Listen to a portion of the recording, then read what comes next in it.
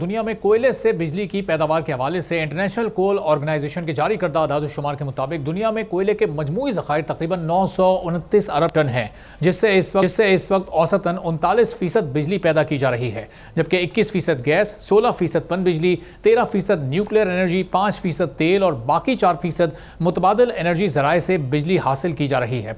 کوئلے سے بجلی پیدا کرنے والے ممالک میں جنوبی افریقہ 90% سے زائد، آسٹریلیا 70%، پولینڈ 80% سے زائد، چین میں 70% سے زائد، قازقستان 75%، بھارت 68%، اسرائیل 58%، یونان 54%، مراکش 51%، امریکہ 45% اور جرمنی 41% سے زائد کوئلے سے بجلی بنا رہے ہیں۔ لیکن اس کے برعکس دنیا میں کوئلے کے ذخائر تیسرے بڑے ذخائر رکھنے کے باوجود پاکستان میں کوئلے سے حاصل ہونے والی بجلی کا تناسب بہت کم ہے۔ پاکستان میں تقریباً 180 ارب ٹن کوئلے کے ذخائر پائے جاتے ہیں، جو 400 ارب بیرل تیل کے برابر ہیں، اور ایک اندازے کے مطابق یہ ذخائر سعودی عرب اور ایران کے تیل کے مجموعی ذخائر کے برابر ہی ہیں۔ $50 فی بیرل تیل کی قیمت کے حساب سے ہمارے کوئلے کے ذخائر کی مالیت تقریباً $30 ٹریلین ہے، جو ملکی جی ڈی پی سے 187 گنا زائد ہے۔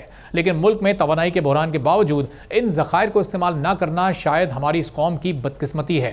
پاکستان جب بھی اپنی توانائی کی طلب کو پورا کرنے کے لیے کوئی بڑا منصوبہ تشکیل دیتا ہے تو اس پر بین الاقوامی پالیسیوں کے تحت اعتراضات شروع ہو جاتے ہیں۔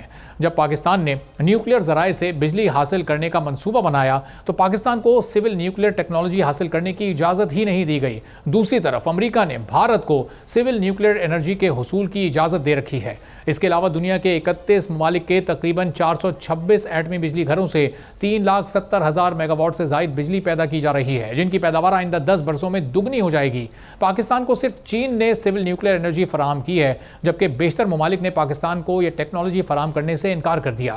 نائب وزیر اعظم اسحاق ڈار نے برسلز میں منعقدہ نیوکلیئر انرجی سربراہی اجلاس سے گفتگو کرتے ہوئے بتایا تھا کہ پاکستان کے پاس ابھی 6 فعال نیوکلیئر پاور پلانٹس ہیں، جن سے 3,500 میگا واٹ بجلی پیدا کی جا رہی ہے۔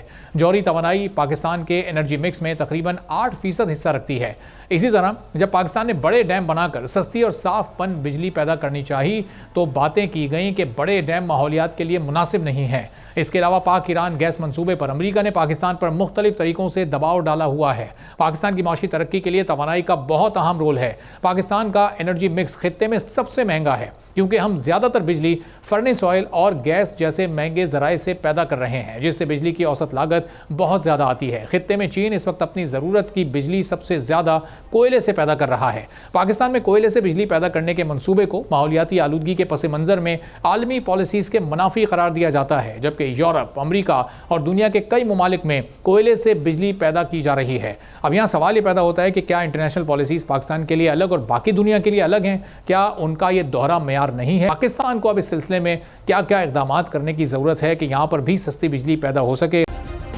سبسکرائب کریں اور بیل دبائیں تاکہ کوئی خبر رہ نہ جائے۔